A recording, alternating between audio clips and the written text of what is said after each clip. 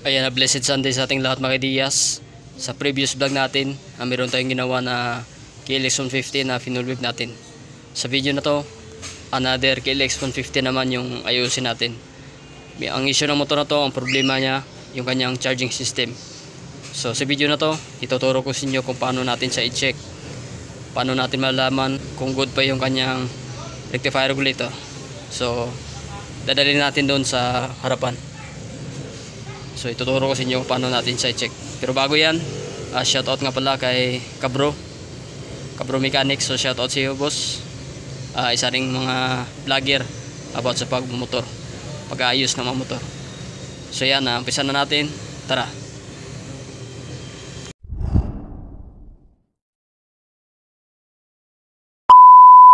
Ayan, umpisa na natin sa pagtutroubleshoot. So ang KLX na to, ilang beses na itong pinalitan ng battery. At siguro mga Diyas, i-check natin mamaya sa kanyang stator. So hindi lang puro rectifier regulator ang sisihin natin sa pag overcharge o hindi man sa nakakarga. Minsan mga Diyas, talagang merong problema sa stator. So dito, marami na sigurong gumawa nitong motor na to, kasi yung battery na daw mga Diyas, ilang beses sa nagpalit, sabi na may-ari, at na-drain na yung kanyang battery. So i-check natin, makikita natin dito na drain ng yung kanyang battery. Ayan. So dito mga Diyas, maraming mga nagbablog, palaging rectifier regulator ang sinisisi nila about sa kanilang charging system. So doon lagi sila nagfo-focus na mag-check. Pero dito sa video na to mga Diyas, ituturo ko sa inyo. Ayan. At dito pala wala na sang susian. So i-check natin mamaya yung kanyang stator. Baka doon ang problema. Pero dito tingnan natin kung meron siyang kurente o wala. So sa pagdala dito, hindi ko kasi nabantayan o umandar ba ito, hindi. Check natin mga Diyas at try natin pandarin kung aandar siya. Ayan na, umandar naman siya. So i-check natin yung kanyang battery kung nag-overcharge ba o hindi siya nag-charge. So i-check muna natin yung sa negative at positive na linya ng battery. Ayun mga Diyas, i-check natin sa ating multimeter. Tingnan natin yung reading kung overcharge ba siya o hindi siya nagkakarga. So tingnan natin ito.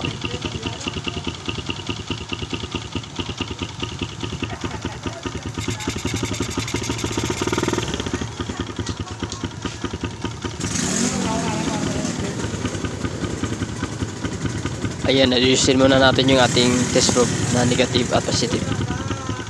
Ayan, tingnan natin kung hanggang saan yung kanyang reading.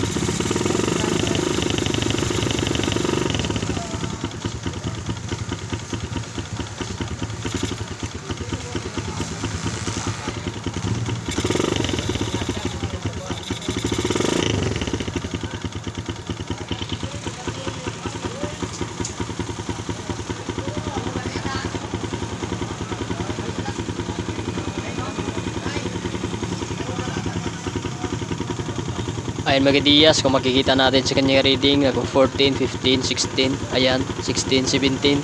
So dito mga Diyas, siguradong mayroong problema dito sa kanyang stator. So hindi lahat mga Diyas, puro rectifier lang yung sira.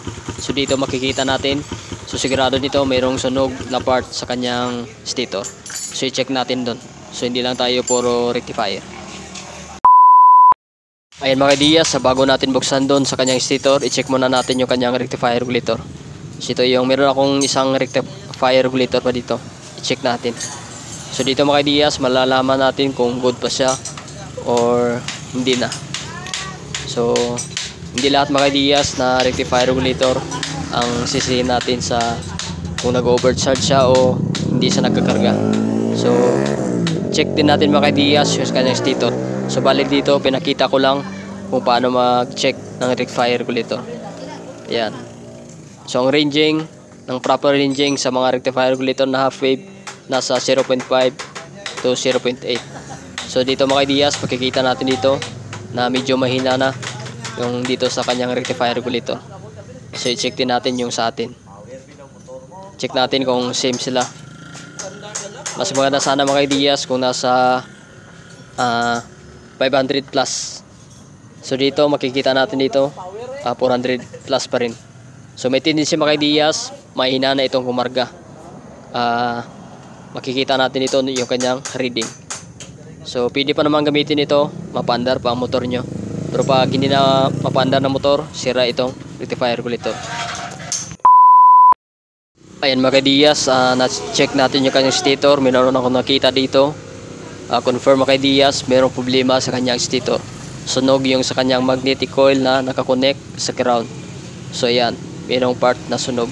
So ito yung dahilan mga Diaz kung bakit nag-overcharge sa umabot siya ng 17.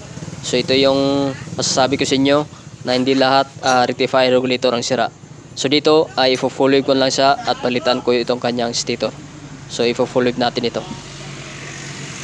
So ayan, na-confirm natin mga Diaz na sira itong kanyang stator. Meron siyang sunog. Ito yung dahilan kung bakit nag-overcharge siya, umabot ng 17 plus. Yan, sunog yung magnetic wire coil niya dyan na nakakonect sa kanyang ground. Ayan, sunog. So dito mga Diaz, ang pwede na stator sa Kilex pang Win 125. So yellow wire at white wire, ipagpalit nyo lang yan. Yung dito sa tatlong wire na to, okay na yan. So sundin nyo lang dito sa dating socket ng kanyang stator. So yan, ulitin ko, pang Win 125. Ayan, Win 125. So ayan, dito pala mga Diaz, sa kanyang bagong stator ay convert natin siya kasi i-full rin natin itong kanyang Kilex. So ayan, pinutol natin yung yellow wire at connect natin sa magnetic coil na ground. Dapat kasi mga Diaz, floated yung ating ground kapag tayo ay nagpo-full wave. I-convert muna natin dito sa kanyang stator. So gusto nyo tingnan yung video natin, meron tayong video dyan, yung previous vlog natin. So yan, test natin dito. Dapat wala sang connection sa body ground. Yung negative test probe natin, so ilagay natin sa kanyang body ground. Ayan, yung negative. At i-test natin sa white wire at yellow wire. So dapat hindi sa tunog. Ayan, walang connection. Sa yellow wire at white wire dapat walang connection. Ayan, sa yellow wire wala. So goods yung ating ginawa. Ayan, walang connection. So dapat may connection lang sa white wire at yellow wire. So ayusin muna natin. So dapat ganito. So konektado yan sa yellow wire, yung ating dinugtong kanina. So dapat meron sa connection. Ayusin natin. Ayan, na tumunog yung ating multimeter. So dapat ganyan sa dapat ang merong connection yung yellow wire at white wire. Dapat wala siyang connection sa body ground. Dapat naka-floated yung ground.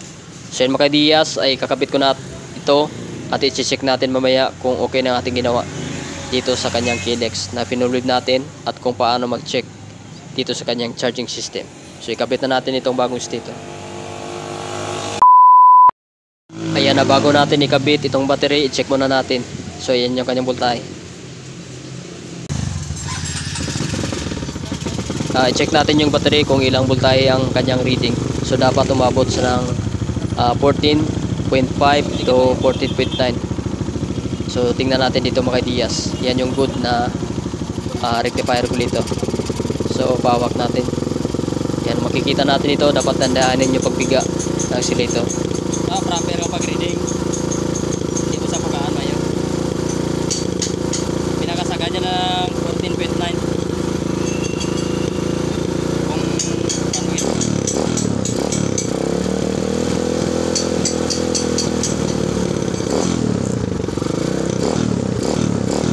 So dito mga Diaz, sa goods na siya at okay na ito. So dito pala palyado yung kanyang carb, kaya iba yung kanyang anda. Minsan mo lang minor. So dito mga Diaz, goods nitong motor at good yung pagkarga ng kanyang battery. So at full wave natin ito. Ito yung kanyang Liwa Skygo na full wave rectifier regulator. So ayan mga Diaz, isang tips na hindi lahat rectifier regulator ang sisihin natin sa ating mga motor about sa ating charging system. At check din natin ang yung ating mga stator, baka dito yung dahilan kung bakit nag-overcharge. Ayan, siguro mga Diaz, hanggang dito lang ating video. Maraming salamat sa panonood. So itong motor na to, good na yung kanyang charging system. So siguro dito lang ang ating video. Peace out.